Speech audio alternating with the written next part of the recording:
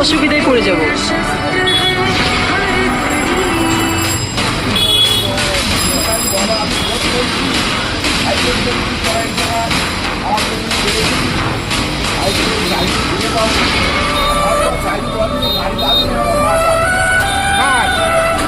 মানুষ আমাদের প্রতি কেন এত হিংসা করে কিছু বুঝতে পারি না। আবার তো যন্ত্রণা শুরু হয়ে গেল। আমার ওষুধটা কই? কাটুস, আমার ওষুধ কই? তোদেরকে এখানে কিসের জন্য বসিয়ে রেখেছি? কি ব্যাপার? কাটুস বাইরে কেন গেল? নিশ্চয়ই কোনো ব্যাপার আছে, গিয়ে দেখি তো।